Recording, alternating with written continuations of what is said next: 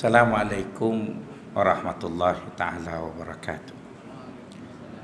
Innal hamdalillah nahmaduhu wa nastahdihi wa nastaghfiruh wa na'udzu billahi min syururi anfusina wa sayyiati a'malina.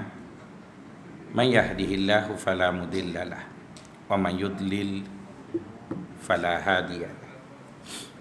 Nashhadu an la ilaha illallah wa nashhadu anna Muhammadan abduhu wa rasuluh. Allahumma ja'alna minal ladzina yastami'una al-qawla fayattabi'una ahsana. Wa ba'd.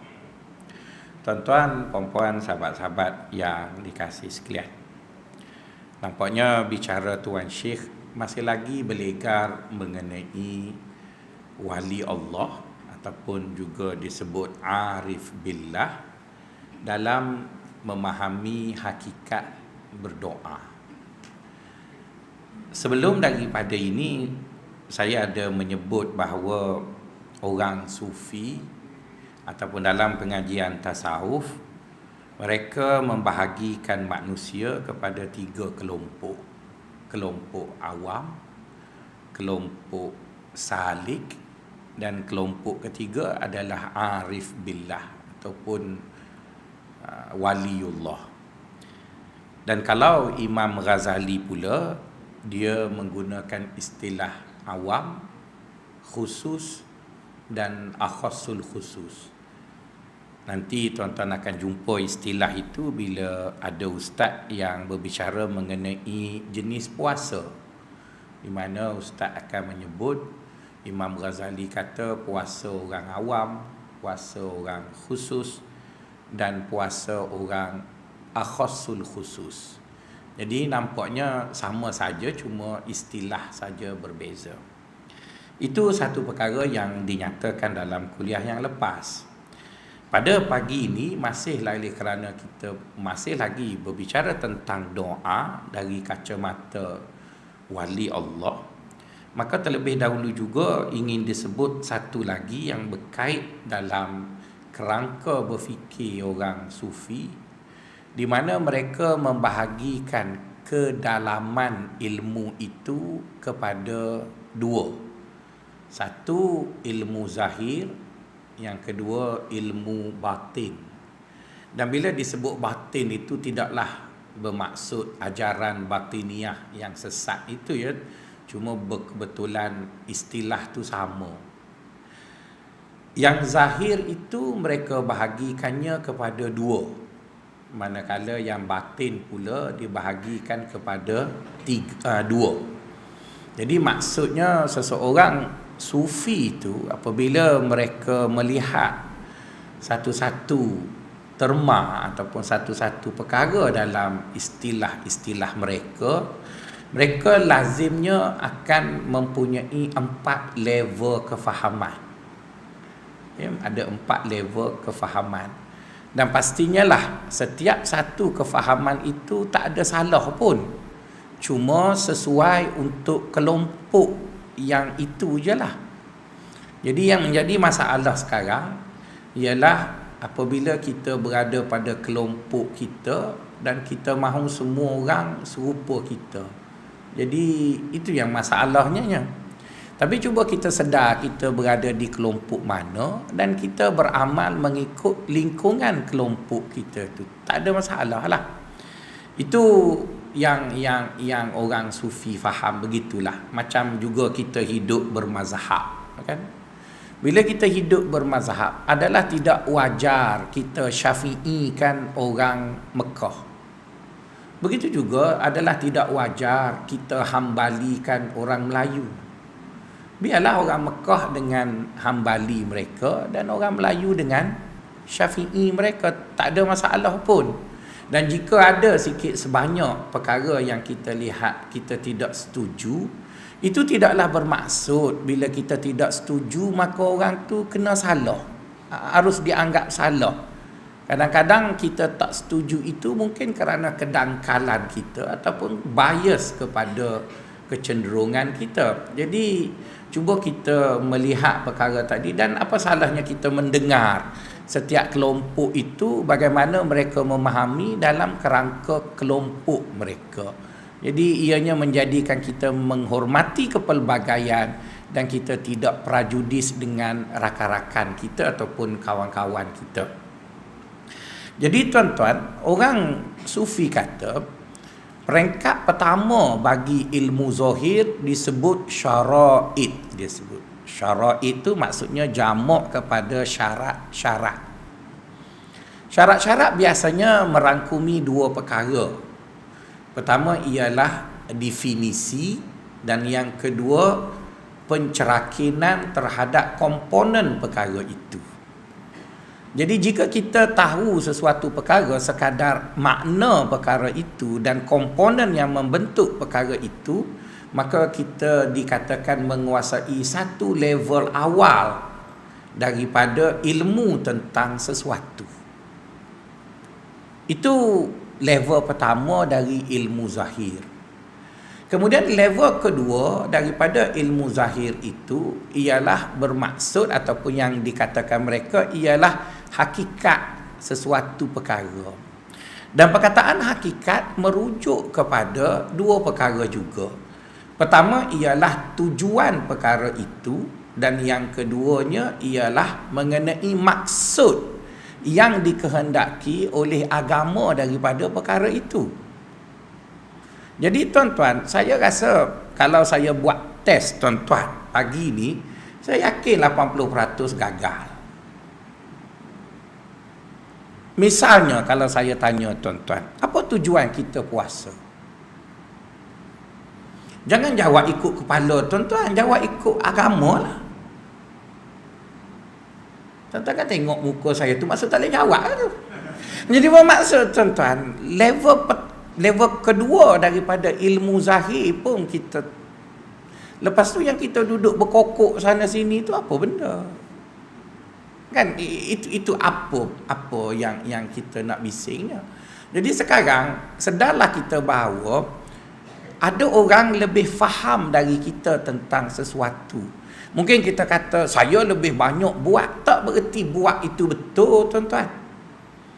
Kan tak bererti buat itu betul. Ada orang dia baru je masuk politik tapi menang. Tapi ada orang dah 50 tahun berjuang, kalah manjang. Akhir-akhir ni je dapatlah sikit kerusi menteri kabinet. Betul kan? Masalah. Tak semesti kita lama buat maka kita akan betul. Dan tak semesti orang baru buat dia itu salah. Jadi oleh kerana itu tuan-tuan, kita fahamlah dia punya strukturnya begitu. Untuk level 1 dia dipanggil syara itu syai', ya, syarat-syarat ataupun pengertian bagi satu benda. Itu satu level. Kemudian kita belajar dalam sikit, kita akan jumpa hakikatus syai', hakikat suatu perkara. Itu ilmu zahir, ya. Kemudian ilmu batinnya yang duduk dalam tanah itu juga ada dua level. Satu dipanggil dia ialah asrar, rahsia.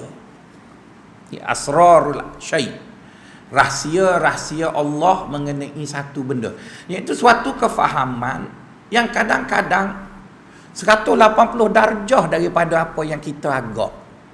Kita duk faham macam tu, tiba-tiba jauh benar daripada apa yang kita faham.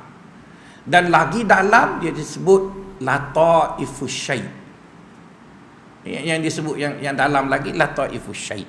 Jadi dua benda itu tidak akan diajarlah pada tuan-tuan untuk kuliah subuh ni. Kalau nak belajar, Haji Anwar kena set up kelas lain lah. Jadi bermaksud tuan-tuan, ilmu itu pada faham mereka ada sampai 4 level tadi. Jadi kita ambillah satu contoh dalam konteks perbincangan kita, ialah doa.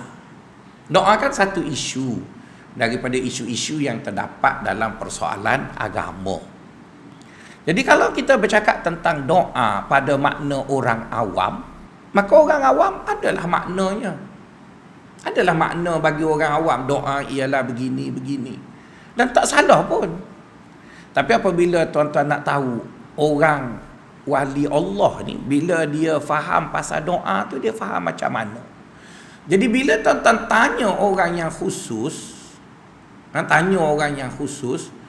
maka tuan-tuan janganlah beranggapan jawapan dia serupa dengan orang awam. Kalau tuan-tuan kata ini tak betul ni, kenapa tak betulnya? Sebab tak serupa dengan orang awam. Tuan-tuan, kalau nak kira tak betul sebab tak serupa, tuan-tuan, cuba tuan-tuan pergi tengok orang kaya makan. Kadang-kadang saya pun rasa nak marah juga. Satu slice kek tu RM80, betul kan? Baik beli kek pisang RM8 2 kilo, betul kan? Tak boleh fikir gitu, tuan-tuan. Dia orang kaya, lain cara fikir yang ni, lain. Kalau kita kata kena serupa, habis bagaimana dengan hadis Nabi? Dinarun khairu min alfid dananir. 1 dinar lebih baik daripada 1000 dinar. Jadi bermaksud Nabi mengukur pada suatu nilai yang lebih accurate, iaitu 1 dinar yang disedekahkan oleh orang miskin yang ada 2 dinar, maka orang itu telah menyedekahkan separuh harta. Adapun orang kaya yang ada jutaan dinar, dia derma 1000, itu tak ada nilai apa pun daripada hartanya. Jadi bermaksud nilai ukuran bukan pada amount tu, tapi kepada pengorbanan seseorang. Jadi bermaksud dalam mengukur sesuatu mesti dicari satu nilai yang lebih accurate pada semua orang. Jadi samalah juga apabila kita bercakap dalam doa, dalam solat, dalam berpuasa dan sebagainya. Maka kita masih berbicara tentang doa. Maka kita dah sebut pada peringkat awal, di mula-mula kita belajar itu mengenai doa orang awam. Dah bicara. Jadi kalaulah kitab hikam kita ni dah nak habis, kita bicara je pasal doa dari pagi persepsi wali Allah, kita pun terkejut. Ini sesat. Tak sesat, kita dah secara kurikulumnya dah wali Allah secara kurikulum lah. Masalah kita tak wali-wali itu masalah kita, tapi kurikulumnya kita dah nak makan pulut kuning dah ngaji kitab hikam ni. Jadi pagi ni kita dah sebut kuliah yang lepas sebahagian, rubbama dallahumul adabu ala tarkit talab. Dia kata ada kala orang ni kerana takut biadab dengan Allah, bila mereka berdoa mereka tak minta apa-apa. Mungkin kita duk faham selama ini siapa tak doa dia biadab. Ya betul, saya pun setuju siapa tak berdoa dia biadab. Tapi ketika dia berdoa, ada orang dia berdoa dia minta berjela-jela. Tapi ada orang dia berdoa dia tak minta apa. Jadi sekarang awak tak boleh nak kata dia biadab, sebab awak kata tadi siapa tak berdoa. Jadi sekarang kita tanya, matlamat utama kita sebagai seorang hamba apa dia? Matlamat utama kita sebagai seorang hamba ada satu je, iaitu kita kena akui kita ini hamba dia. Kan wama khalaqtul jinna wal insa illa liya'budun. Kami tak cipta jin dan manusia melainkan untuk mengabdikan dirinya kepada kami. Slave, ya. Kita hamba Tuhan. Jadi apa saja yang kita buat mesti menjurus kepada perhambaan itu.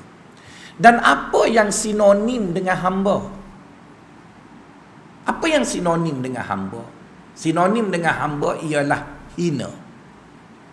Semayang boleh kita ingat Allah, sakit hamba kena bisun. Allah.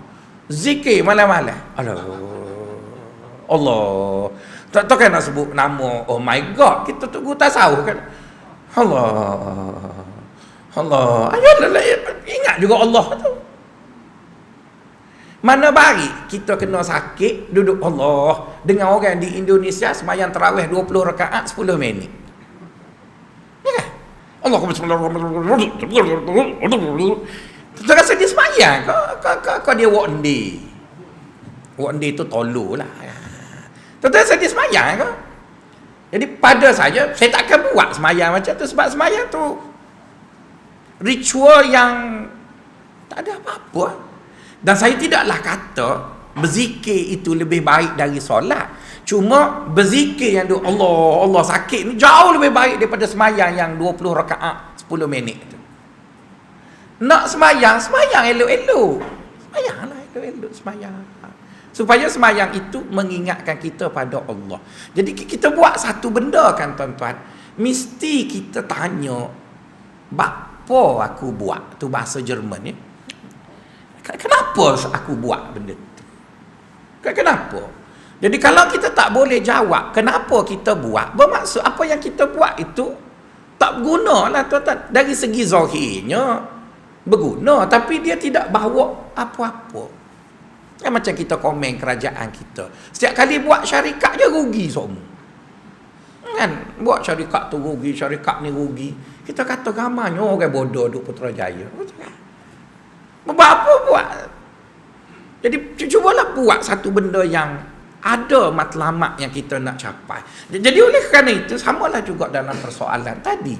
Jadi jangan kita kata bila orang wali Allah itu dia punya konsep nampak berbeza dengan kita berkata ni mengarut, ni tak. Mengarut kenapa? Kalau kita kata dia mengarut, dia akan kata kita mengarut juga. Last kali kita pun bergaduh sebab mu kata aku mengarut, aku kata mu mengarut. Yang betulnya biarlah dia dalam lingkungan dia, kerana dia ada dalil-dalil, ada kefahaman dan sesuai dengan fahamnya. Kita dengan lingkungan kita, kemampuan kita, dan ada dalil-dalil yang menyokong kefahaman kita, hidup kita akan aman tuan-tuan. Kita tak akan kata orang tu tak betul, kata orang ni tak betul dan sebagainya. Okey, mari kita baca hikmah pagi ini. Kata Tuan Syekh pagi ini, kata dia, innama yudzakkir man kana alaihi nisyan wa yunabbih man kana alaihi al-ihmal. Kata dia, orang tasawuf kata, wali Allah lah dia faham, kalau kami doa ni, kami minta macam-macam dengan Allah, kami rasa biadab sangat. Bukan tak nak minta, bukan tak nak minta sebab kami pun manusia juga, cuma rasa biadab sangat. Apa aspek mereka rasa biadab itu? Kata dia, kalau aku sebut detail kan, seolah-olah macam aku cuba ingatkan dia, kenapa tak beri apa yang aku nak. Jadi itu semacam mengatakan kononnya Allah itu lupa. Bahaya tuan-tuan kita kata Allah lupa ni kan.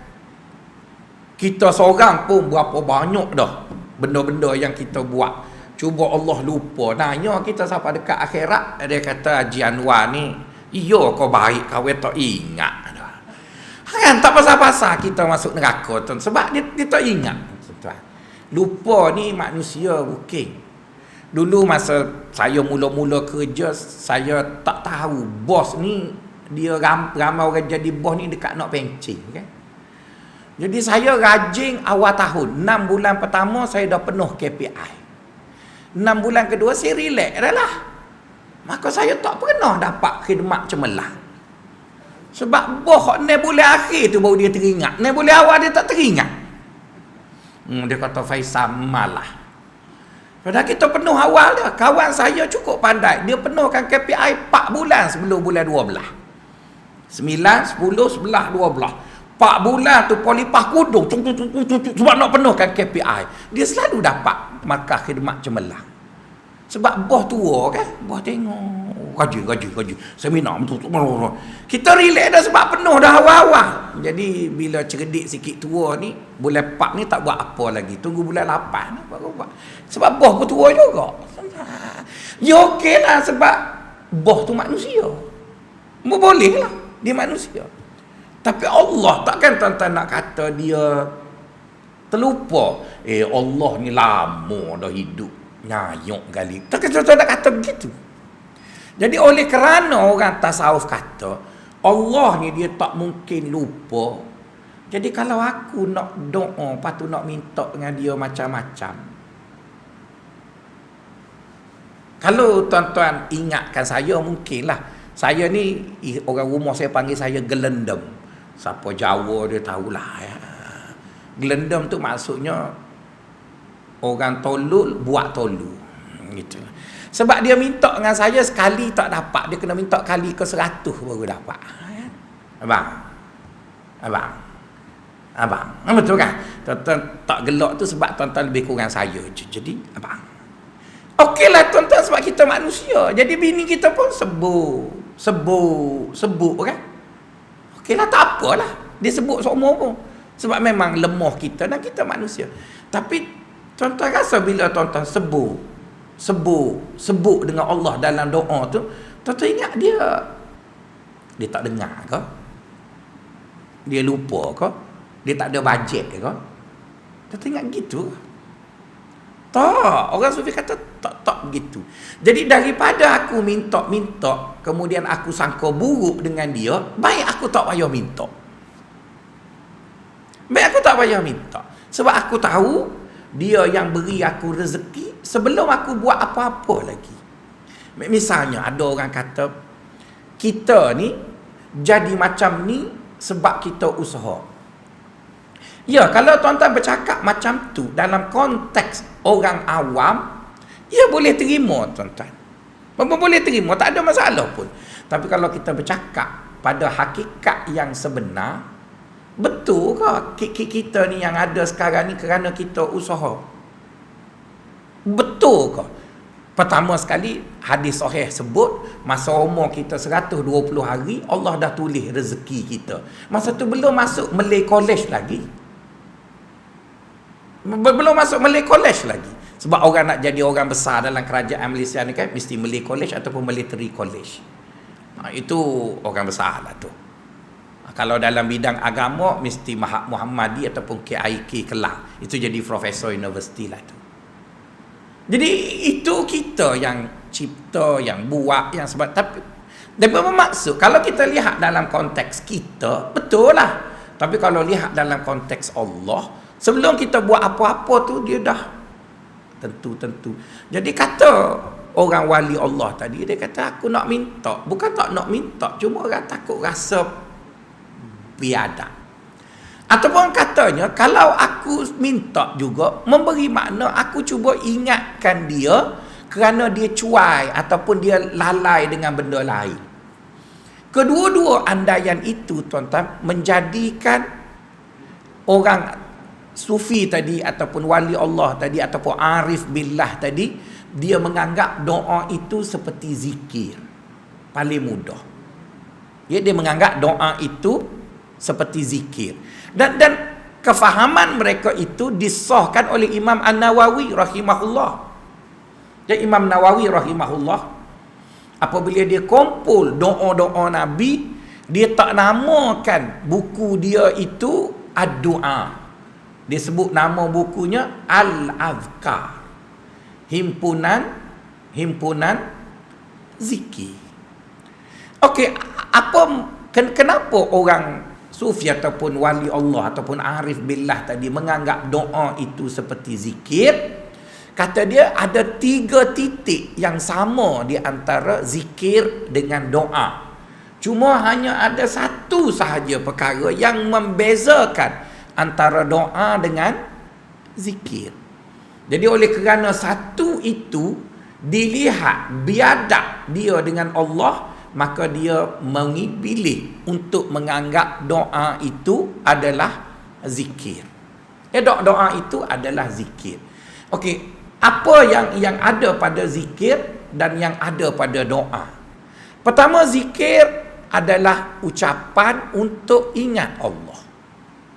Kan subhanallah tadi tu imam kita berzikir, istighfar, tahmid, tasbih, kemudian la ilaha illallah. Tak ada apa kan? Ingat Allah je. La ilaha illallah, la ilaha. Ianya tak ada tujuan lain, hanya sekadar nak ingat Allah ialah. Jadi orang sufi kata zikir adalah perkara yang dibuat, iaitu ibadah yang dibuat tujuan nak ingat Allah. Maka pada kami doa pun sama juga, iaitu ibadah yang dibuat untuk ingat Allah. Itu yang pertama. Perkara yang kedua, tuan-tuan, yang menyamakan di antara doa dengan zikir, zikir adalah lafaz-lafaz yang disebut untuk memuji Allah. Maka mereka menjadikan juga doa mereka itu adalah lafaz-lafaz untuk memuji Allah. Kan, untuk memuji Allah. Walaupun disebut keadaan diri, tetapi lebih banyak kepada bersyukur. Misalnya baginda SAW bila lepas buka puasa, nanti petang kita buka puasa, kita pun rasa basah, tekak-tekak sebab musim panas ni. Maka Nabi pun ajar kita bila buka puasa di musim panas, kita pun sebut zahabatil zam'an wa btalatil uruq wa thabatal ajru insya-Allah. Nabi sebut dah hilanglah dahaga, basah, tekak-tekak. Betul kan? Minum air kan basah, tekak. Wa thabatal ajru insya-Allah. Moga-moga dapat pahala. Nabi kan sebut kat kita, doa yang paling mustajab ialah ketika buka puasa. Ada Nabi doa minta nak kaya masa buka puasa? Tak ada pun. Dia cakaplah kat kita. Jadi bermaksud dia beritahu itu kepada orang awam lah. Orang awam tak ada masalah pun. Tapi dia sendiri. Adakah dia doa nak bini ramah, nak janda comel? Ada? Tak ada pun. Kenapa dia tak buat? Dia cakap ada. Kenapa dia tak buat? Sebab dia faham nak sebut apa ya, nak sebut apa. Memadai Allah redha tu cukup lah. Dan itu hak paling besarnya. Jadi sekadar nak meniaga, maju, projek nak masuk, orang tak percaya Tuhan pun boleh benda tu. Usaha ajalah. Nak sebut tu malu. Tapi janganlah kata siapa doa panjang dekat nak buka puasa tak betul. Tak boleh juga. Sebab ada hadis kan. Buatlah, awak nak buat, awak buatlah. Isteri saya tuan-tuan, dia tak suka sembahyang ajak untuk anak exam dengan saya. Anak sulung saya tu nak puasa dulu. Bang, anak nak puasa esok, kita pun sembahyang. Sudah dah, dia kata. Dah, buat apa je? Sebelah subjek kan dia ambil bahasa Melayu, tak doa lagi bahasa Inggeris. Takkanlah kita tok guru tasawuf, ya Allah. Bahasa Melayu ada 2 kertas, ya Allah. Kertas 1. Saya nak doa gitu tu. Kata payuh orang tua. Dia tak panggil abang dah, orang tua kita. Yalah. Last sekali dia pergi sembahyang ajak di sekolah lah, sebab sekolah kan doa 45 minit. Bahasa Melayu, habis benda dia sebut. Jadi bermaksud yang buat di sekolah tu salah pun? Tak salah pun. Tak ada salah pun. Okeylah buat. Tapi awak nak suruh saya doa gitu, tergamuk nak doa. Jadi kita akan berdoa, ya Allah, berilah kesejahteraan pada anak aku. Berilah dia kelulusan dalam segala ujian. Kita takkan nak sebut nombor nombor peperiksaan dia 796700. Namanya tu bik mari suara dari langit. Mengingatku bodoh ke? Kata-kata gua. Tapi tak apalah orang-orang awam yang PIBG anjur mesyuarat tu, anjur solat hajat tu buatlah, tak ada masalah apa, siapa marah apa. Tak ada marah apa. Tapi kita secara peribadi yang dah kenal Allah, mengaji tasawuf 5-6 kali, makan pulut kuning dah habis kitab hikam, takkan nak doa gitu. Jadi bermaksud sekarang tak ada siapa salah. Yang sana pun betul, yang sini pun betul. Yang tak betulnya, bila awak duduk kat sana, awak duduk kata belah sini tak betul. Yang tak betulnya, awak duduk sini, awak duduk sana kata tak betul. Apa tak betulnya? Memang ada hadis Nabi. Sesiapa yang waktu yang paling mustajab berdoa ialah ketika berbuka puasa. Jadi bagi orang nak kaya, sebelum dia makan tu, ya Allah, bagilah kaya, ya Allah. Ikutlah, tak apa, tak ada masalah. Nak bini 2, bini 2. Nak bini 3, 3 je lah, minta je lah. Masalah. Tapi bagi orang lain pula, dia ada benda lain. Dia tak nak minta apa-apa, sekadar nak cerita, ya Allah, tadi lapar, dahaga sangat-sangat. Sekarang boleh minum. Allahu akbar. Agak-agak boleh pahala. Habis dia tak betul. Betul juga. Itulah yang Nabi sebutnya. Zahabatiz zam'a wa sab'a wabtalatil uruq wa thabatal ajru insya-Allah. Itu juga adalah doa. Kan itu juga adalah doa. Misalnya di antara solat hari Jumaat kan disebut ada beberapa masa doa yang mustajab. Jadi di antaranya ialah antara dua khutbah. Jadi ada orang doa macam-macam dan nampaknya tu imam kita pun sporting. Dia tak doa masa tu supaya kita semua doa masing-masing. Tapi kita abaikan masa tu, kita semua tidur dengan nyenyuk. Okeylah. Maksudnya tuan-tuan, semua orang betul asalkan ada dalil. Cuma cara praktisnya mengikut dia tadilah. Jadi orang wali Allah, mereka menganggap doa itu seperti zikir. Pertama, zikir ibadat, doa pun ibadat. Jadi tujuan mereka buat nak ingat Allah Subhanahu Wa Taala. Yang kedua, apabila kita berdoa, lafaz-lafaznya telah diajar oleh Allah. Kan, maafkan saya, apabila kita berzikir, lafaznya diajar, subhanallah, alhamdulillah, wala ilaha illallah, wallahu akbar. Dan bila disebut zikir yang lafaz diajar tu, Allah tahu dah dia suka dengan lafaz itu, maka dia janji balasan.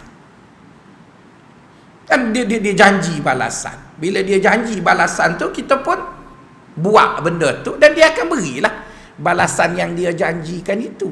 Jadi sekarang apabila kita berdoa, bagi orang-orang wali Allah tadi, dia menganggap doa itu ialah bezanya lafaz itu aku reka. Aku reka. Adapun zikir, lafaz itu agama reka. Kan bila kita berzikir subhanallah walhamdulillah wala ilaha illallah wallahu akbar subuhum quddusum rabbuna wa rabbul malaikatu warruh, macam-macam lah yang zikir-zikir yang Nabi ajar kita tu. Lafaz itu Nabi yang rekanya melalui Allah Subhanahu Wa Taala. Kita pun ulang lafaz-lafaz itu. Tapi bila kita doa, kita reka, tapi kontennya sama je juga. Cuma bezanya kita reka. Macam tu imam kita, dia pandai bahasa Arab, dia pun reka. Itu rekaan imam, tetapi tidak lain sekadar mengingatkan kita pada Allah, menzahirkan kebergantungan kita pada Allah, menzahirkan kita ni hamba Allah. Itu je. Itu je beza antara zikir dengan doa. Itu pada faham orang wali Allah tadilah. Jadi kalau kita tanya dia apa beza zikir dengan dosa, dari segi lafaz je. Agama ajar lafaz itu dan ada pahala-pahalanya. Doa ialah kita reka, tetapi matlamatnya sama. Bukan nak meminta-minta. Dia hanyalah sekadar untuk menzahirkan kehinaan diri pada Allah. Jadi bila kita zahirkan kehinaan diri kita pada Allah, itu tidak wujudlah situasi biadab tu. Tak wujudlah situasi biadab. Misalnya kita ditimpa musibah, kita sakit. Kita cerita kat dia kita sakit. Cukup lah. Ya Allah, Engkau uji aku dengan kesakitan. Terasa sakitnya. Ya Allah, berilah ganjaran di atas kesabaranku dalam menghadapi kesakitan ini. Cukuplah kita cerita aku ni hamba-Mu, muji aku dengan sakit. Kalau mu nak bagi sembuh, bagilah sembuh. Kalau kamu nak suruh aku terus sakit, berilah kekuatan untuk aku tanggung sakit. Itu okey lah, tak apa lah. Tapi mu tahu dah ya Allah sakit ni, cuba mu kena sekali. Jauh benar. Oh lama dah kena. Kecil manis nanya duk main 17-21 17-21. Bini muda lagi tak boleh nak guna-guna. Allah akbar. Itu lain tuan-tuan, itu lain sangat. Soal turun gula kau nak, itu Allah akan, dia tahu lah tuan-tuan. Dia yang buat penyakit, mungkin dia ada satu skala ukuran lebih akurat daripada nombor 6, 7, 5, 17 tuan-tuan. Dia ada lah. Tapi bila dia tak beri lagi tu, adalah tu sebab. Jadi ada pun bila kita usaha, dia tidak menafikan yang tadi. Ini kita bercakap dari segi bercakap kita dengan dia. Jadi dia suka sangat apabila kita duduk depan dia tu, kita zahirkan kita lemah, kita zahirkan kita hina. Yang itulah yang orang wali Allah faham pasal doa tu. Satu lagi tuan-tuan, kadang-kadang kita ni tuan-tuan bila menilai sesuatu, kita terlupa 4 ciri dunia. Saya banyak kali sebut, dekat pelajar-pelajar pun sebut 4 kali, 5 kali, 6 kali, tak ingat-ingat juga. Tak tahulah, mungkin takut saya seorang je sebut, ustaz lain tak rajin sebut ke, tak tahulah. Setakat saya mengaji tasawuf ni tuan-tuan, ada 4 ciri yang tidak boleh terpisah selagi mana kita duduk di dunia ataupun dilingkungi oleh alam dunia. Dan perkataan dunia itu tuan-tuan merujuk pada 2 benda. Pertama, tempoh. Maksudnya selagi mana kita duduk dalam tempoh ini, lingkungan masa kita duduk di sini ni, dia dipanggil dunia juga. Dan yang kedua, kita duduk di atas dunia ni. Maka bila kita duduk di atas planet bumi ni, ataupun kita duduk di luar planet tetapi dalam tempoh sebelum kiamat, maka semua benda akan tertakluk dengan 4 ciri. Tak kira lah apa benda. Maka oleh kerana itu Allah luar dari dunia, maka dia tak tertakluklah dengan 4 tadi tu. Pertama, limitasi. Itu kan semuanya limitasi. Tidak ada satu benda pun yang ada di dunia ini, di atas dunia ataupun semasa di dunia ini, berada di luar dari limitasi. Yang tak ada limitasi hanya Allah sajalah. Lain pada Allah terikat dengan limitasi. Dan limitasi itu diukur dengan 3 perkara. Pertama, kadar. Kadar dia. Kan, kuat mana besi pun, selagi belum melepasi kadar kemampuannya, dia boleh angkat sesuatu, dia keras. Tapi bila lepas kadar dia, dia pun patah juga. Maksudnya, apapun dia ada kadar dia. Jadi, bila kita nak punahkan benda tadi, kena buat dia melepasi kadar tu lah. Dan tidak ada satu benda pun yang duduk di dunia ini di luar kadar. Dia ada kadar. Wallahu kullu syai'in khalaqnahu biqadar. Semua benda kami ciptakannya ada kadar lah. Itu satu. Yang kedua tuan-tuan, nak mengukur limitasi ialah duration, masa. Masa amat penting dalam apa yang berlaku di dunia. Tuan-tuan, masa. Saya tak percaya yang iklan Go Shop tu dia masak sedap. Demi Allah saya tak percaya. Sebab saya tukar masak. Dia tak sedap kalau masak macam dia buat. Siap, sedap. Tak sedap tuan-tuan. Dia ada masa dia. Bila bubuh bawang, bila dia bukan sedap. Mesti dia makan tu dia hanya nak buat konten je. Sedap. Tak sedap tuan-tuan. Masak ada masa dia. Semayang ada masa dia. Puasa ada masa. Semualah ada masa. Ada durationnya. Jadi tak ada benda yang kita kata dia mutlak. Dia terikat dengan benda tadi. Itu nombor 2. Nombor 3, dia ada bentuk. Semuanya ada bentuk dia. Jadi bermaksud tuan-tuan, 3 benda itu membentuk apa yang kita panggil ciri dunia, ialah ada limitasi. Contoh ya, apabila Bani Israel dia tak sabar nak makan makanan syurga, sebab dia dah lama duduk di Mesir susah, kena seksa dekat Firaun, maka Musa bawa dia dengan kempen macam pilihan raya. Musa kata, mari ikut aku bawa kamu pergi ke negeri yang Allah janji untuk kita. Di sana kita bla bla bla. Gitulah lebih kurang Musa pujuk Bani Israel. Akhir sekali Bani Israel pun setujulah ikut Musa. Semua tinggal ikut Musa. Bila sampai di Sinai, mereka kata lapar. Musa kata, masaklah tanam pokok. tanam kacang dal, tanam bawang. Lepas tu masuk.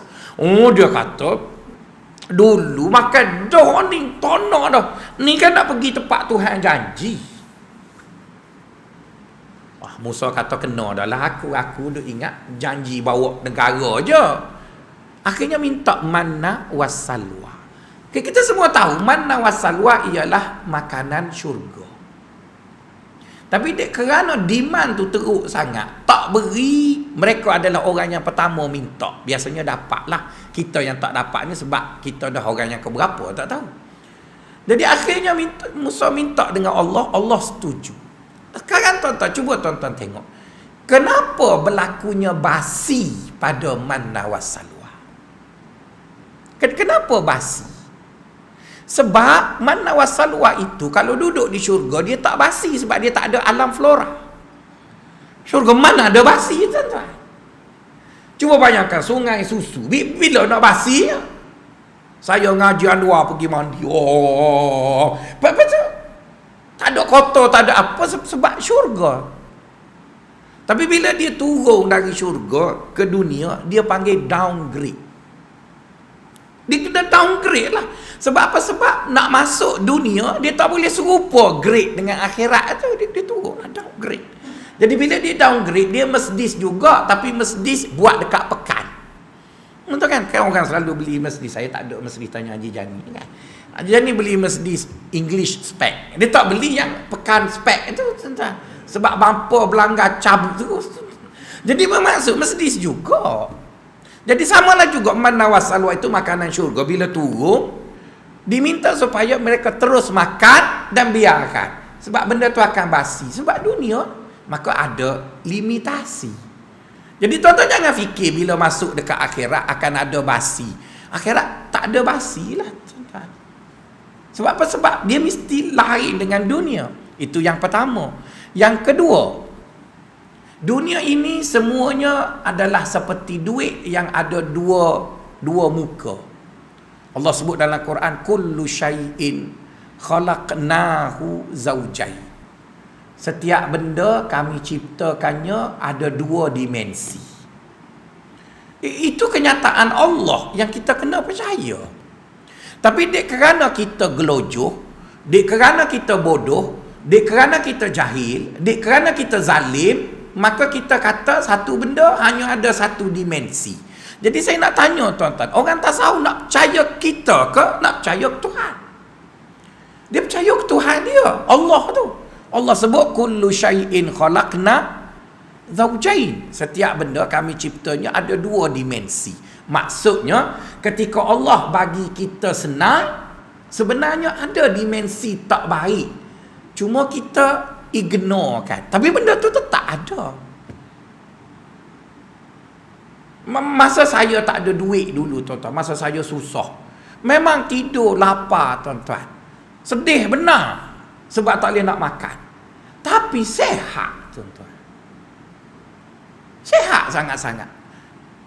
Boleh buat kerja. Ingat masa duduk di Kuala Terengganu buat sekolah, tidur hanya 3 jam je satu hari, malam-malam buat sekolah, boleh ikat bata, buat bangunan. Masa tu lapar, tak ada duit, minum air kosong tu rasa macam minum Pepsi Cola tuan-tuan.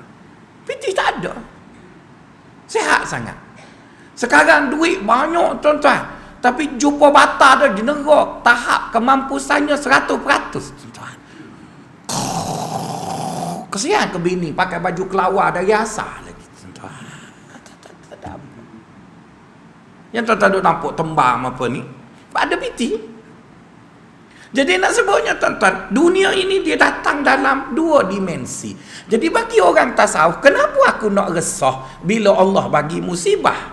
Apa yang nak resahnya? Sebab di sebalik musibah itu ada rahmat, dan bila Allah bagi rahmat, di sebalik rahmat itu ada musibah. Jadi dia mari sekali, selalu je dia mari. Cuma kita gelojoh, kita duk nampak apa yang kita nak, bila dapat kita terlupa yang mari sekali tu. Kita terlupa. Jadi bila kita terlupa, salah siapa? Salah kita lah. Maka wali Allah, mereka cuba mendidik diri mereka, kalau mereka boleh gembira ketika mana dapat nikmat, maka mereka malu nak sedih ketika dapat musibah. Sebab di sebalik musibah itu ada rahmat, dan di sebalik rahmat itu ada musibah. Apa masalahnya dia kata? Apa masalah? Tuan-tuan kata, mana dalil itu kata ustaz? Kan ada dalil hadis sahih Nabi sebut ajaban li amrin mu'min iza asabathu khaira syakara fadzalika khairul lahu wa iza asabathu darra sabara fadzalika khairul lahu falaysa zalika illa lil mu'min. Pelik sungguh orang mukmin itu, bila dapat benda hak dia suka, dia bersyukur, baik. Bila dia dapat benda yang dia tak suka, dia bersabar dan ianya baik. Kedua-dua situasi adalah baik. Jadi bila orang wali Allah tak difaham begitu, maka buat apa dia minta banyak-banyaknya? Masa dia dapat nikmat tu, dia pun terkejut, tak minta. Dia terkejut, tak minta. Kan ramai orang dapat nikmat tak sangka. Dulu PAS pernah mengatakan dia tak sangka menang besar dalam pilihan raya. Maksudnya dia tak doa pun nak menang. Tak sangka dia tak. Jadi sekarang apabila kamu ditimpa musibah, tak payahlah beradu banyak-banyaknya, sebab masa boleh hak baik gitu. Tak komen pun. Kan awak boleh yang baik tu tak komen pun. Saya tuan-tuan uduh hitam. Bila ada orang tina comel bini hamba tu nak ke hamba tu kejut. Allah, kata demo buta ke? Dia kata minat ke hak hitam. Terima kasih. Jadi masa dia nak kita tu, kita tak komen pun. Tapi bila dah boleh dia, kita penat pikul dia, komen apa je? Pikul je lah. Masa boleh hak sedap tu, no komen. Bila boleh hak tak suka tu, kopek-kopek komen. Awak tak baik lah. Kalau awak nak komen, komen dua-dua.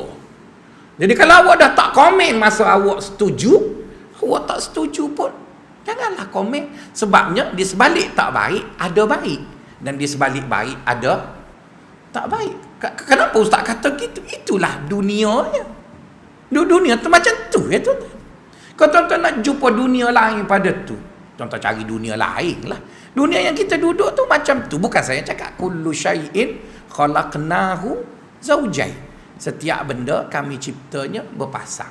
Itu ciri kedua bagi dunia. Ciri ketiga bagi dunia, Allah Subhanahu wa taala buat semua benda yang ada dekat dunia ini ialah ujian.